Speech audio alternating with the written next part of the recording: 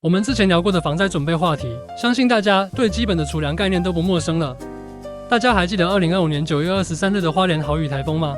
当时豪雨导致马太安溪堰塞湖溢流，大水夹带泥沙，巨石与漂流木瞬间倾泻而下，造成多人伤亡失联，交通中断及民宅毁损。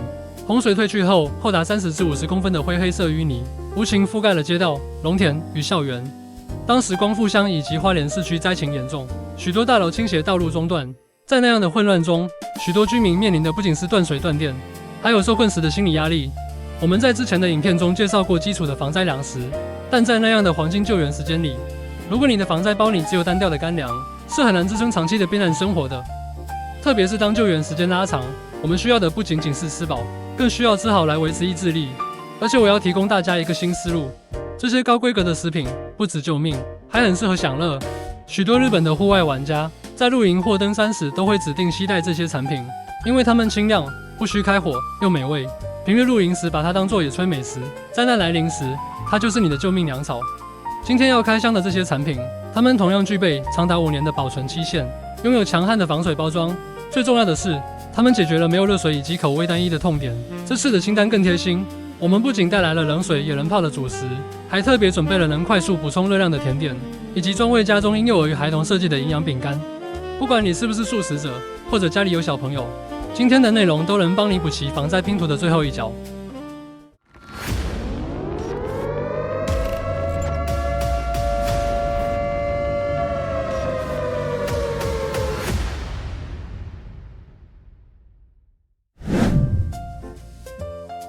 首先，为什么这些食品可以保存长达5年？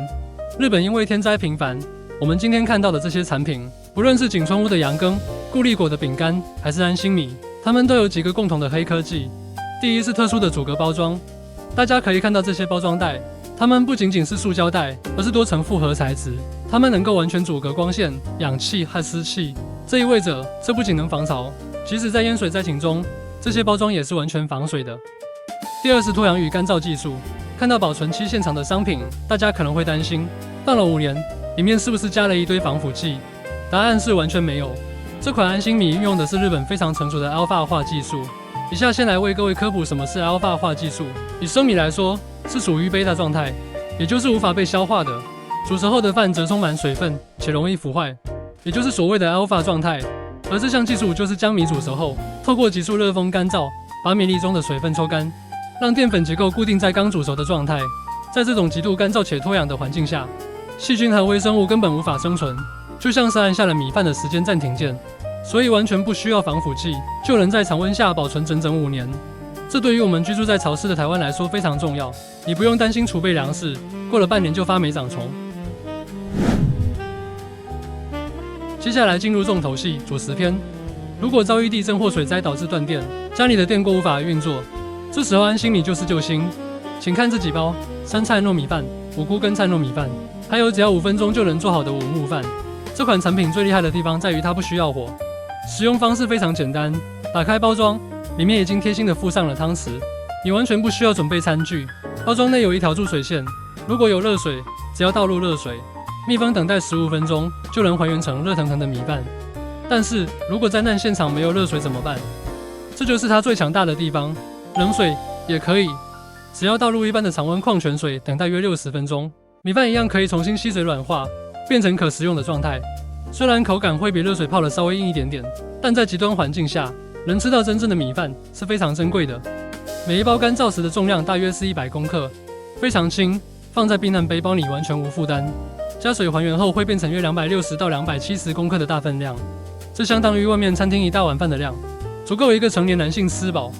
特别介绍一下这款橘色包装的安心米 Quick 五木饭，它是专为讲求速度设计的急救粮食。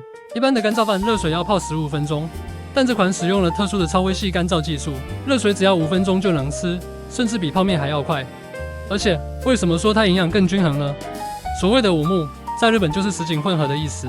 这包饭里已经预先拌入了牛蒡、竹笋、红萝卜、香菇和蒟蒻等多种食材。在蔬菜摄取不足的灾区，这一包不仅能提供淀粉，还能补充珍贵的膳食纤维和根茎类营养。最棒的是，因为它本身就是日式高汤调味饭，吃起来咸香有味，完全不需要另外准备配菜或罐头，打开就能直接大口享用。对于刚经历完逃难、体力透支、急需补充热量的人来说，这绝对是最高效率的选择。很多观众会问，这些饭是素的吗？大家可以看到包装上有黑肉清真认证和特定原材料28品目不使用的标示，这代表它不含猪肉、酒精，也不含虾蟹、蛋奶等常见过敏原。但是日本食品有个小陷阱，为了还原美味，部分口味，特别是五木饭或部分有调味的饭，可能会使用煎鱼，也就是柴鱼、高汤等调味。如果你是全素的观众，我最推荐这款生菜糯米饭或是白饭口味，它们通常成分最单纯，只有米和蔬菜。如果你是方便素，那么这几款你都可以安心享用。建议大家购买前务必翻到背面确认成分表是否有鱼的字样哦。吃完了主食，在灾难发生时，极度的压力和体力消耗会让人产生低血糖的风险。这时候你需要的是高密度的能量补给。请看这两盒由日本知名甜点大厂景村屋推出的防灾羊羹，这分为巧克力口味和原味红豆。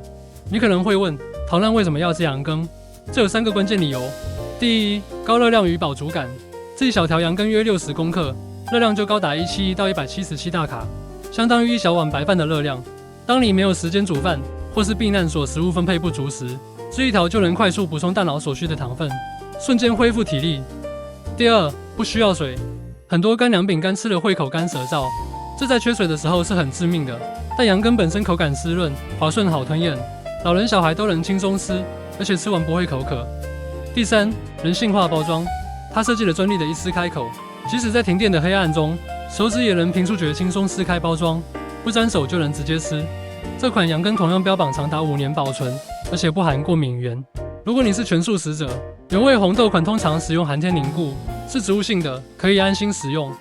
巧克力口味则增添了可可的风味，让口感更丰富，更能抚慰受灾时的焦虑心情。最后我们要介绍的是这个红色罐子，这是固力果的乳酸菌夹心饼干。为什么防灾包里要放饼干？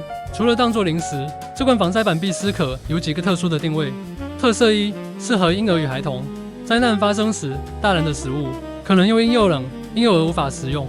必思可饼干原本就是设计给发育期孩童的，含有大量的钙质、维生素 B1、B2和维生素 D。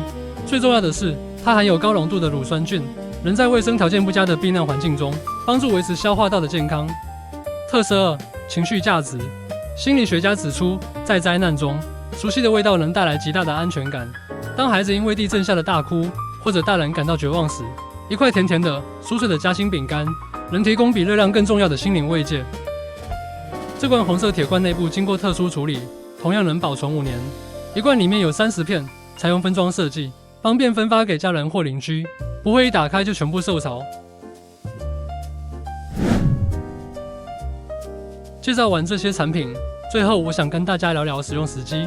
这些防灾食品不仅仅是为了地震准备，如果你喜欢登山露营，这些产品非常轻量且防水耐压，非常适合作为攻顶包的备用粮。